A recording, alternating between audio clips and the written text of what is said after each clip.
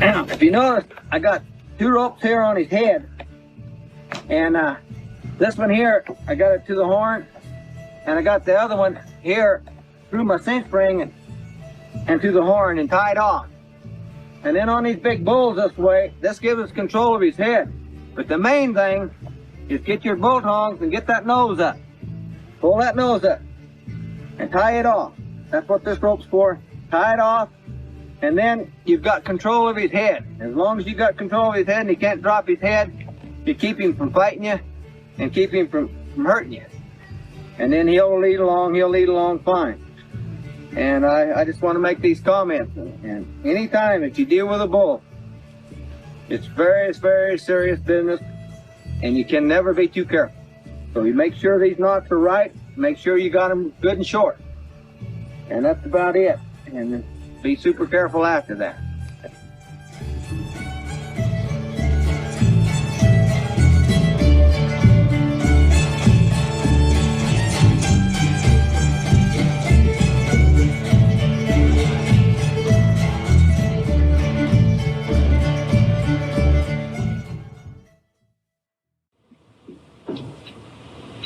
Okay, now, I had a trucking business and done other things, and for a while I got mad at the ranches and stuff.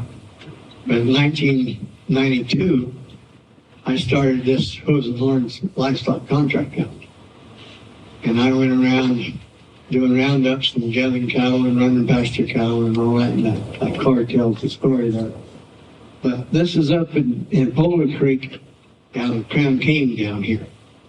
And that's rough country, and I did that job with the state of Arizona. And there was about 30, 40 head of wild cattle, big cattle that was sitting there. And I called them all and took them out. That one red one there with the droop horns, that steer is probably 18 years old. And wild as a deer. And I caught him, and those are pictures of big steers. And then the one with the dark red one there is a bull that I caught down there. And anyway, I developed a system to handle these cattle that was hard to control. And my videos and that's what that's all about. And it shows you a safe way to do it without killing the animals or getting yourself hurt. I had a question over here on what do you mean by wild cattle? Yeah, I think I know what it is. They didn't bring them in the winter, and they stayed out, and they stayed out, and then they Okay, what happens is it's kind of like the wild horses and wild burros. They start out gentle and then they become feral. And then all that, like that big steer and that, well, you have one of them running at you, and you're in the way, and you go up the other way, runs off, and they don't catch it. Well, then he gets spoiled. And then they have to call me or somebody can go catch them and get them out. And that's how that business started. Well, here's what I found out. The spoiled cattle, and that's the other cattle that they get big and stuff, and they'll run at you. And of course, you get out of the way or they run you up. And then they'll tear down your fences and run off and do stuff. Well, those kind of cattle are all over the United States. Well, in my videos that I have people calling me all the time that don't know how to handle them. They can catch it and stuff, but after they catch it, they don't know what to do with it. And so that's what my video shows, how to handle it and how to get them out of there and keep them getting killed. So I have a question. After they catch them, what do you do with them then? Well, that was the question. Oh. And the cowboys asked me, said, "Monk, what do you do? How do you do it? What are you doing?" So that's what I made this video for. And it tells you step by step how to handle them and how to get where almost any size of animal that you might encounter. Well, then I show you a way to handle that animal and get him in safety. Okay, here we are here. See, we got this animal caught, and then we got him tied down. And so what you have to do, you pull him up to a tree, and then a certain way you tie him and stuff. And then you come back the next day and then get him and teach him to lead and walk him on it. see, there's some big bulls and stuff. That one there is on the bottom there. I did his contract, and that bull went over on the other ranch. Well, after I left, he come back. Well, this bull's 5 years old, weighs 16, 1700 pounds. Well, they wanted him real bad, and so I said, well, go ahead and go get him. That's fun. Yeah, tell them how you got tipping the horns for it. Yeah, well, you do that to protect your horse and stuff, keep from getting the horse stored. Yeah, that's all in the video. I'll show you how to do all that. It's all in the video. Yes, sir. What is the disposition of those cattle after you catch them? Mean as hell. Well, that's the point. See, that's what I try to show you, is they're mean as hell, and when you get close to them, you got to stay back from them. They'll turn back and hook you. I've had them ambush me. I've had them do all kinds of stuff.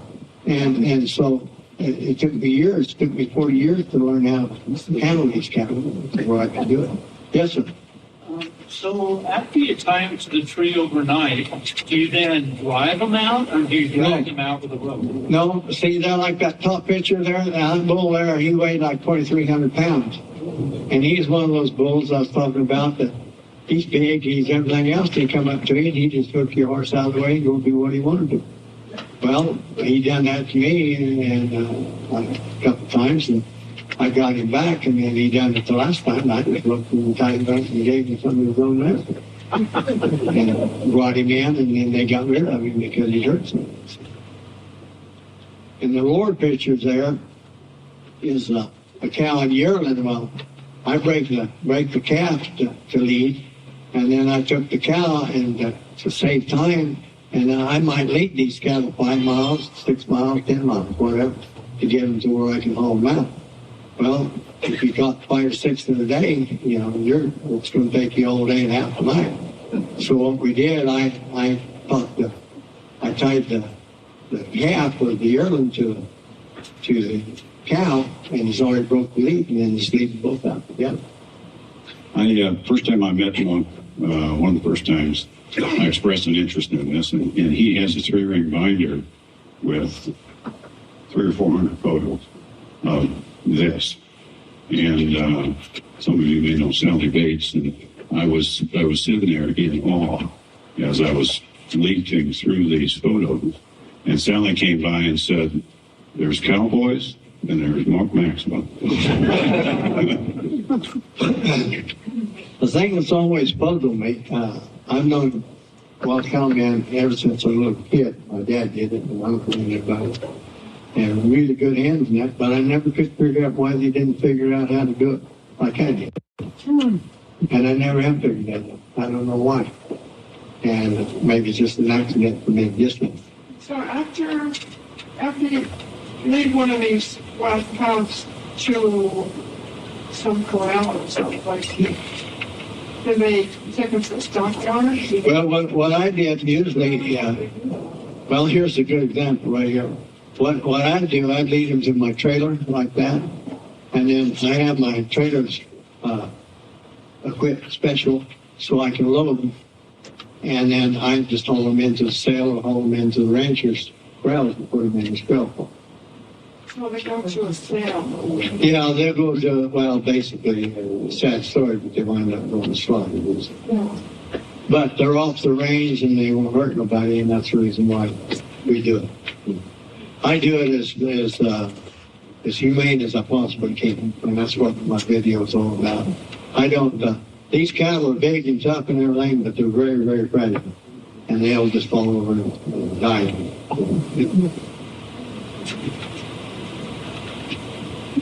Okay, here's hauling them out. Now, a lot of times, like that bull there, now he's got great big horns, wild as hell, and I caught him and loaded him and bringing him in that one day. I want you to look closely at that photo on the top and compare the size of the bull to the size of the horse.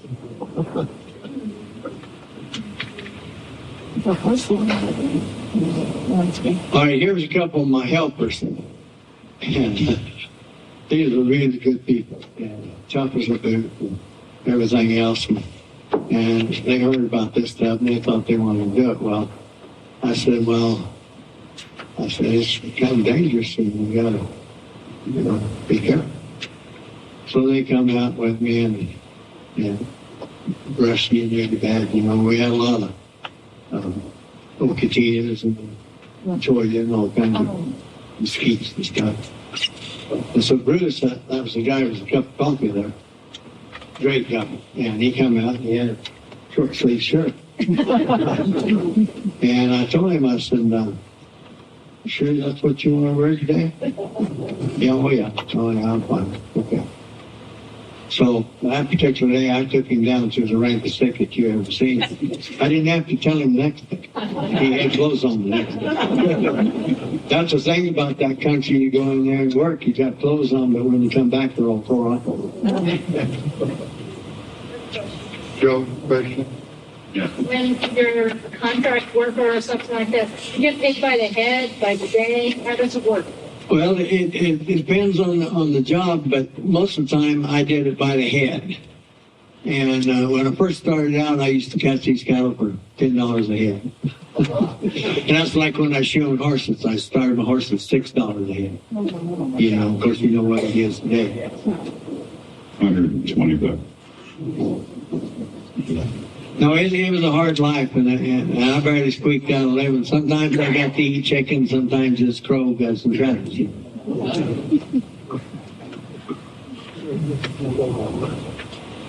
Okay, here's the deal. I did caught some wild horses, and this was for the Hopi reservation up there.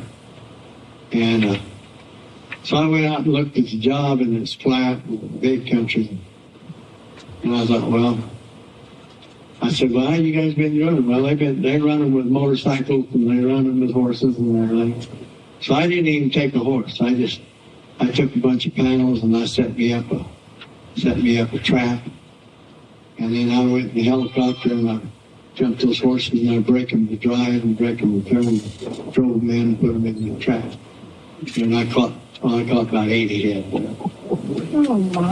And that was a fun adventure. And then here I am over in the blue area. It's all wilderness and stuff. And I had pack outfit there. And I made a circle there. Jim and I did look at some of my cattle and stuff I had there. That's on my ranch in New Mexico. And this is in the superstitions with the pack outfit there. I had 1,800 head in that wilderness there and worked out all the pack outfit. And here I am in New Mexico there, and brought in some cattle, and this bull got out in a dirt tank, and my horse is all muddy, and I'm all muddy. We had to go out in that tank and get him to the tank.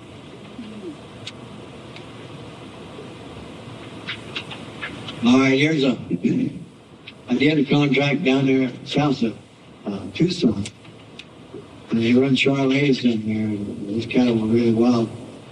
So I was talking to this guy, his name is Flowers, and the other guy there, and he was running that ranch. So he wanted some help getting these cattle, so I said, okay.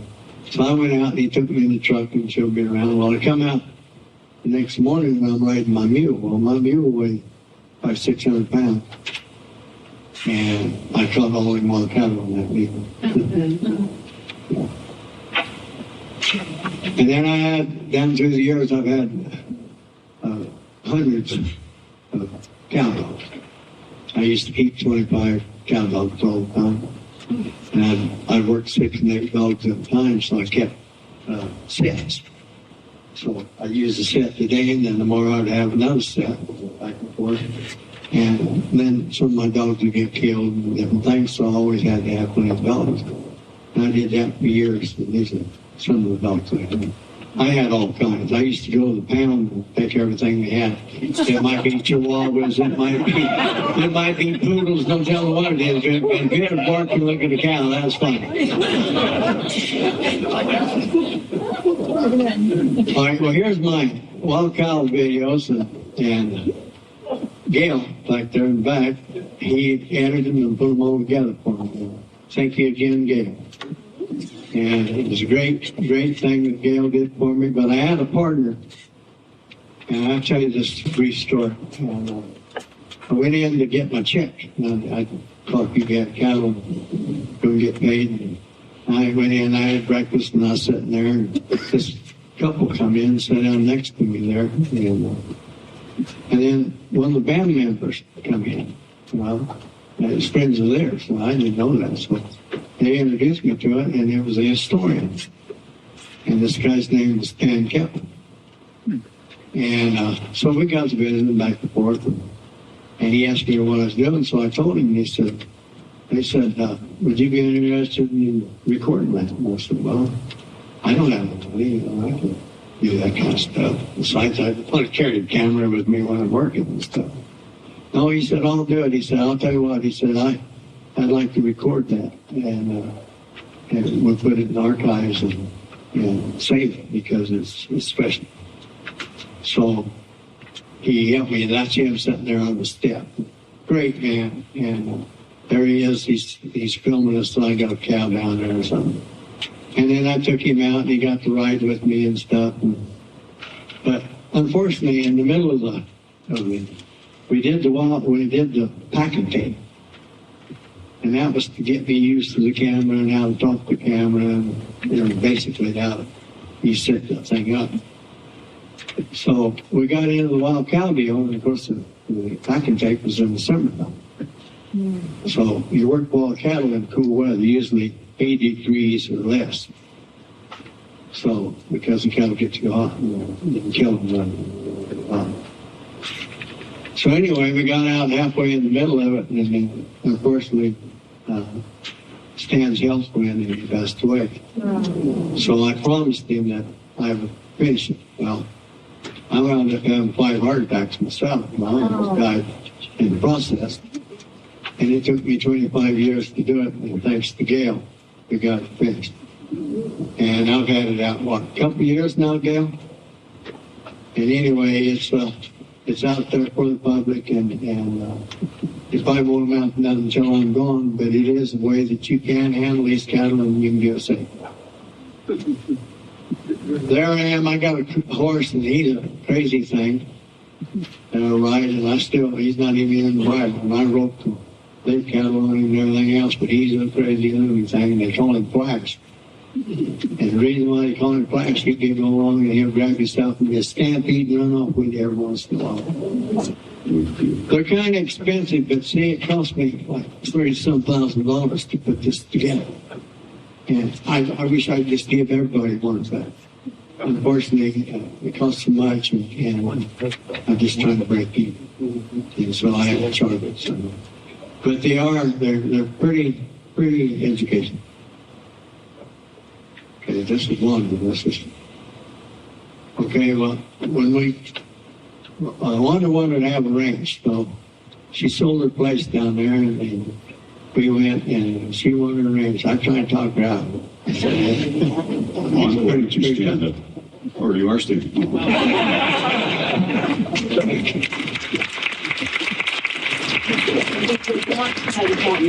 You wanted it as bad as I did. So anyway, we got a ranch and everything. We had a nice ranch. We had 72 sections and around 800 head of cattle in Mexico. And we were doing real fine. And then I had a massive heart attack. I had 4 little ones before then, but I had this massive heart attack. And she grabbed me up out of the dirt, drug me in, got me to the hospital finally. And then they like to kill me in the hospital. But my horse, I roped a cow ducked out under a tree and run off. And I roped this cow and it's going to fork a big cedar tree, this big round. So I set him down real hard. And when I did, there was 5 or 6 little rocks, probably this big round. And that horse hit that rock and it jerked him down. And so I was half on him and half off. And so if I decided to let the cow go, I had her still, even though I was on the ground. But it's in a big water lot. And so I thought, well, I can let her up. She'll be in the water lot. And I can get her. So anyway, I let my horse up. And I was half on and half off, and he bucked me off and drove me out there in the dirt. And when he did, I hit this rock on my leg over here. And of course I didn't know it. I just jumped up and unknown, and just jumped up and got on and run down there and borrowed her rope, and had a boy working there for us. And I asked him to go kick that cow out, and I called her again, and this boy healed it for me. And I got down and tied the cow down, and when I did, I had this heart attack. I went ahead and tied the cow, and then I just fell over kind of on my side, and I was holding my horse there, and I told that boy, I said, well, run down there and get one and get her up here. I said, I hope I'm still alive when you get here. So he did. He went down there and come back, and fortunately I didn't pass out because I died right there. I almost did. And we got in, and of course I'm out of it. Got me in the Silver City over there. And of course nobody knew about my leg, and I'm out of it. I can't tell nobody nothing. And of course I can't feel it or nothing. I'm out. See? So they fly me to Las Cruces. Get over there, and I don't know, she'd have to tell a story on how they found out about my leg. But my leg is great big, and it was just fiery hot. They finally noticed it. And so they said, oh no, we got to do something for that. Well, I had a complete hematoma in that from getting that clot. And my leg was this big around, and this is hot as the beach. And so they said, well, it's pretty bad. We're going to have to operate and do what we can, or we may have to cut it off. Wanda said, there ain't no way. You're not going to cut that leg off. He can't get on his horse. If he can't get on his horse, it's hell to pay. So I'm not going to allow that. Either he comes back with his leg, he got here with it, and he's going to come back with it. Anyway, well, they put stents on my heart. Of course, it didn't work, and I had to do double bypass. So I went through all that, and then they go, and I spent $50,000 on my leg. See? Well, she saved my leg, and I'm still riding horses, and I can't hardly feel it from the knee down, but I got a leg there, and I can get on the horse still. Kind of. And I got about 100 miles a day. Yeah, like I said, I'm 80 years old and banged up pretty bad. I wouldn't say anything. Okay, here we are in a ranch up there, and this is Wanda working the cattle and helping the boys with branding calves. And I think that day I was dragging the calves in. But that's a picture of her working. Explain dragging the calves. Okay, dragging the calves now. In some places they hadn't healed calves to stretch them out so you can brand them. In our ranch we had smaller corrals and stuff, so I just heal them by hind feet and drag them out of the herd so we can. And then I already had them down so the guys didn't have to wrestle them on the ground. Thank you. Yeah, so anyway, it depends on the ranch and the system that they want to use. There's various ways of doing it, but that's the way I do it. It's the fastest for me to drag calves. I drug 250 calves in an afternoon.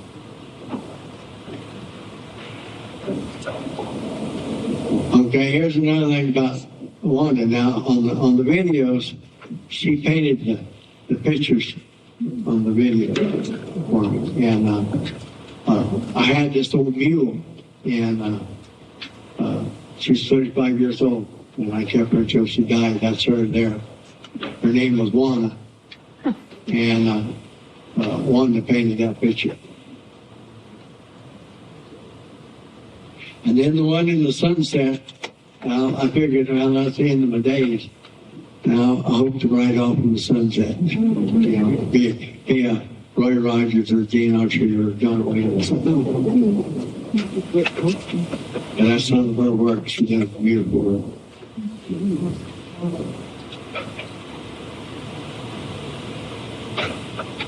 Okay, this is our ranch over there, and we're working some of our cattle. And I was telling you about working dogs. There's some of my dogs. I used to work 6 and 8 dogs at a time. And that's our ranch in New Mexico. It was a beautiful place.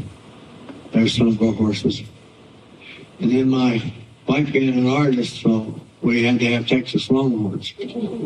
So I bought a little set of Texas Longhorns so she'd have the subject matter in her paintings. She uses them in her paintings. And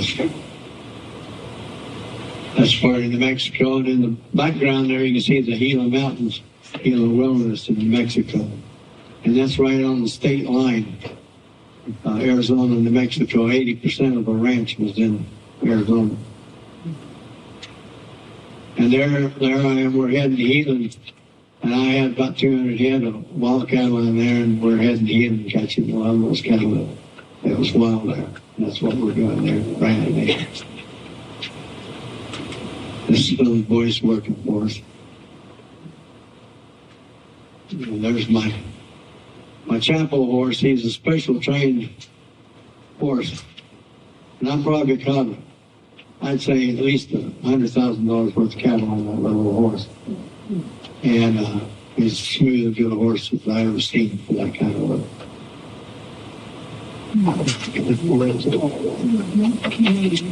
The chuck wagon is something that in my contract work I did always jobs. I'd come and do a job. It might be 2 weeks, it might be 3 months, or it might be a year. I'd have somewhere to camp. So that's why we built the chuck wagon. We're using the backdrop now. And it was the old way. There it is right there. And Wanda and I rebuilt it and made what it is today.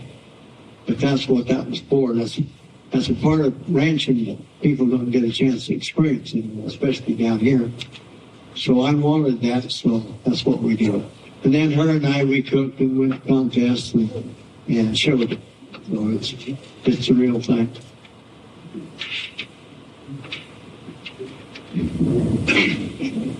Okay. This, if you've been in the performance hall, Yeah. so you saw the stage setting, Yeah. that's Mom's chuck wagon. Yeah. It's a magnificent piece of work. And it's about that. Well, another thing too, I've been around wagons since 1950. And well, when I was a little kid in the picture where it showed I was a little monkey, well, I was on the ROs, and that's when I got acquainted with the first real wagon. And Cowboy Oscar Coleman came and got me and took me to the wagon, and the cook gave me some ginger snaps and some hot chocolate, and I've been ruined ever since. There's some of my cooking and Dutch oven cooking, and there's some of my Dutch ovens. I got 23 Dutch ovens and learned how to cook in camp. And anyway, that's what we have left. What is a chuck wagon company? Well, we joined the American Chuck Wagon Association down in Texas. And what they tell me, it's all folded up too. And it's really hard to keep those organizations going. But what they do when they have the ranch rodeos, they'd have a chuck wagon contest. And so they'd have cook-off and cook with the rodeo and the people, and that's what we did. Anyway, I used to argue with them, and I'd say, well, you got stoves and stuff, and you check the dictionary, and anything that you cook on top of is considered a stove. Well, you're not supposed to have stoves. And in the old days, they used Dutch ovens. So I said, well, you guys are cheating. You're cheating like heck, and if you're going to learn the art, well, then you got to learn how to use the Dutch ovens.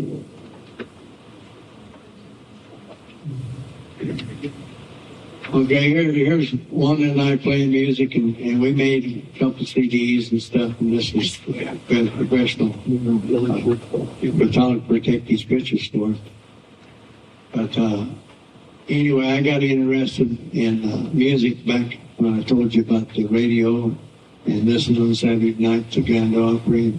Always loved music. And anyway, that's how I got started. I probably would have never done it, but I had bleeding ulcers, and the doctor told me to do something. So I got to play music and trying to, and I wasn't the sharpest tack in the box, so it took everything I had to get it to go, and then I healed up my ulcers, and I've been somewhat healthy since. And there I am in camp, learning to play. One time I was in camp, I was playing, hold down and beating on the floor, and because no red of the camp is in the dark. And I went to step out on the porch, and when I did, when I was beating on the floor with my foot, rattlesnake come out in there, and I almost stepped on that rattlesnake. Of course, I got my picture. That little camp right there, that was old battered up camp I had. And there we are at festival and stuff. We put on a bluegrass festival down in Patagonia, and that's what that was. And that lady there playing the guitar, in fact, my wife, that lady left that guitar. Well, I don't know if it's the one she's playing, but one like it, to her. And she was 11 times rhythm guitarist in New Mexico, and a really super lady, and she left that alone. And that was our bluegrass band there in Patagonia, and that was the first band I was ever in. And anyway, we played all over. And then that's the cover of our one of our CDs that we had. That was the first one, I think. And then we made another one, a gospel one. Well, we have it up here if you're interested in gospel music. That's what we have. That's it. Now, any questions about anything? Yes, ma'am. Yes, in at the beginning, earlier in the presentation, we had YOLO, all in capital letters. What does that stand for? Now, that was YOLO Ranch. It's LOLO, and they connected them and made that brand. But it comes from YOLO, California, YOLO County, California. From what I understand. You betcha. Anybody else? Yes, ma'am. What kind of ranch are you running currently, and is any of your family going to take it over? No, due to that heart attack and all that, we lost our ranch that we had and everything, and that little deal cost me about $2 million and wiped me out. And so we're too old to see it started over, so we're just working and do what we can to stay alive, to be true. So Monk and Wanda are now out at the Cross U. And we've been there, just about a year and a half now. And, yeah. Do you remember singing in grade school on the school bus? Oh, yeah, I used to think I could sing a little. I wasn't worth a flip, but I tried. I was going to be Hank Williams, you know. You used to sing Elijah on the way to school.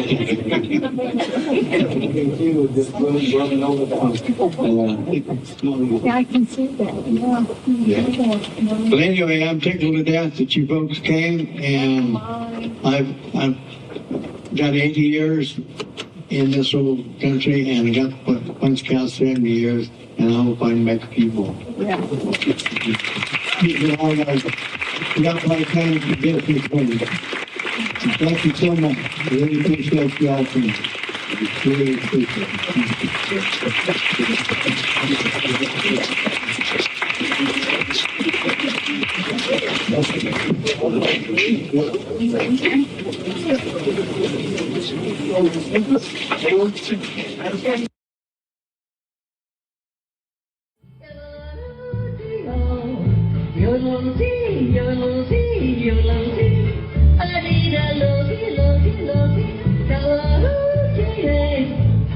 Give me a piano pal, give me a guitar, and a western moon with a beam. Give me a certain cowboy, bright as a star, sweet as blood in all my dreams.